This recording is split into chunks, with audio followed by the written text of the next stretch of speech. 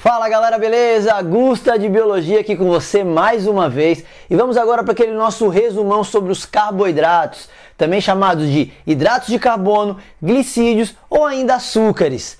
Os carboidratos, que são uma importante classe de substância orgânica que forma o corpo dos seres vivos, na verdade eles têm uma principal função que é energética, então você precisa lembrar disso.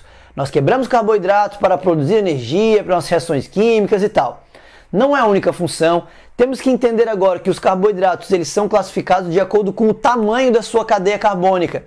Então, basicamente, nós teremos três classes de carboidratos: os monossacarídeos, os oligosacarídeos e os polissacarídeos. Os monossacarídeos são açúcares formados por até 7 carbonos, beleza? Isso são os monossacarídeos. E é claro que nós precisamos dar destaque para dois grupos de monossacarídeos: as hexoses. Hexoses, o que são isso? São esses monossacarídeos com 6 carbonos. E aí a gente dá o destaque para glicose, frutose e galactose, que servem para a produção de energia, então são carboidratos energéticos. E também nós temos as pentoses, que são os açúcares, ali os monossacarídeos com 5 carbonos, no caso a ribose e a desoxirribose. Onde são encontrados ribose e desoxirribose?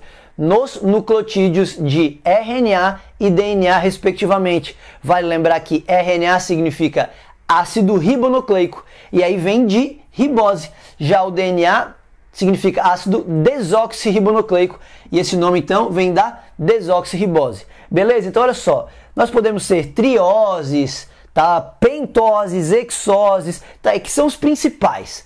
Mas eu queria que você também soubesse assim: os carboidratos normalmente são formados, tá, por carbono, hidrogênio e oxigênio. Carbono, hidrogênio e oxigênio. Você deve saber, por exemplo, lembrar qual é a fórmula da glicose. A fórmula da glicose é uma das mais famosas que existem. Lembra que é C6H12O6? C6H12O6? A da glicose, da frutose também é assim? Na verdade, existe meio que como se fosse uma fórmula, uma reguinha para ver isso.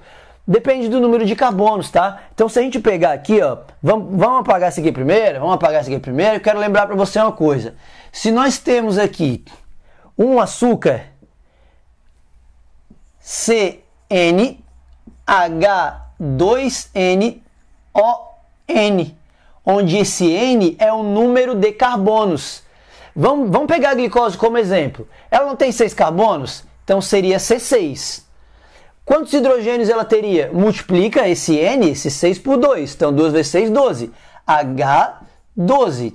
E o oxigênio? O oxigênio também tem que ser o mesmo valor aqui, ó, N, que seria 6, O6. Com isso você atinge ali a forma molecular da glicose. Isso vale para a maior parte desses carboidratos que a gente vai trabalhar aqui, não vale para todos, beleza? Então, monossacarídeo tem as hexoses energéticas, pentoses, que são estruturais. Passando agora para os oligosacarídeos, oligo significa poucos, então é a junção de poucos monossacarídeos.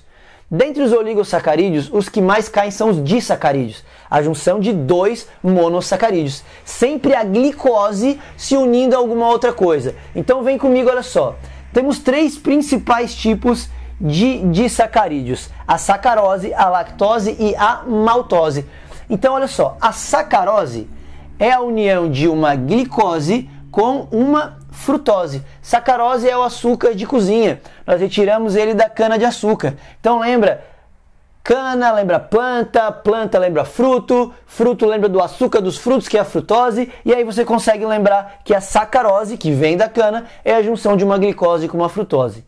Já a lactose, tão famosa aí por muitas pessoas apresentarem intolerância, ela é a junção de uma glicose com uma galactose. Então glicose mais galactose dá a lactose, que é um disacarídeo que você sabe muito bem, é encontrado no leite.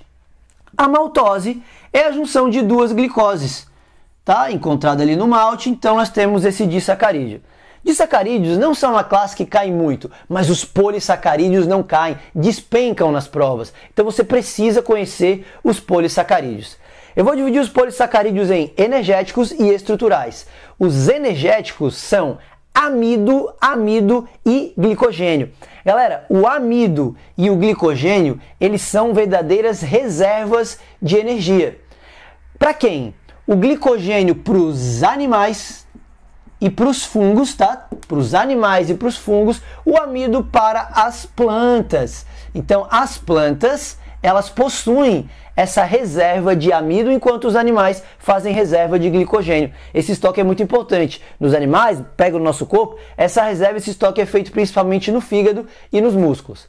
Mas também temos os polissacarídeos estruturais, que são a quitina e a celulose. Quitina e celulose são dois polissacarídeos estruturais. Celulose, por exemplo, é o carboidrato mais abundante que nós encontramos por aí, já que forma a parede celular das plantas e também da maior parte das algas. Então, celulose estrutural. A quitina, você sabe, é um polissacarídeo, é um açúcar encontrado no exoesqueleto dos artrópodes e também na parede celular dos fungos. Repara uma coisa bem importante, a quitina apesar de ser um carboidrato, ela foge um pouco àquela fórmula de só ter carbono, hidrogênio e oxigênio. Repara que a quitina também tem nitrogênio, então o nitrogênio é importante na formação da quitina. Beleza, rapaziada? Então os carboidratos são importantes, caem pra caramba, e eu espero que vocês tenham entendido esse resumo e vão conseguir acertar as questões na prova. Valeu, galera, foi um prazer mais uma vez, abraço e até a próxima aula.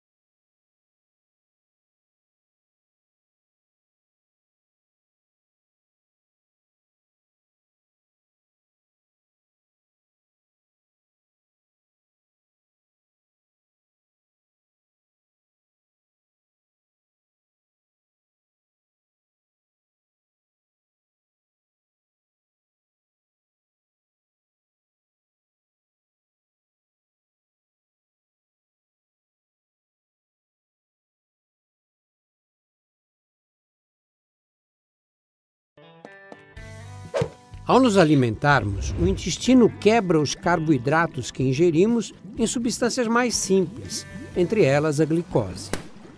Do intestino, a glicose passa para a corrente sanguínea, que vai levá-la para todo o organismo e usá-la como fonte de energia. Quando o pâncreas percebe que o nível de glicose no sangue aumentou, ele secreta um hormônio chamado insulina. A insulina é essencial porque nossas células não conseguem utilizar a glicose de forma direta. É necessário que a insulina se conecte às células e transmita a informação para que uma série de reações dentro da célula permitam a entrada da glicose. Quem tem diabetes tipo 2 pode até produzir insulina, mas o mecanismo que faz a glicose entrar não funciona de maneira adequada. Então a glicose não consegue penetrar a célula de forma eficiente. E quem tem diabetes tipo 1 não produz insulina e da mesma forma o processo não acontece. A glicose que fica circulando na corrente sanguínea pode causar uma série de problemas: infarto, cegueira, AVC, insuficiência renal e outros. Se você tem diabetes, siga a orientação médica. É possível levar vida normal com a doença.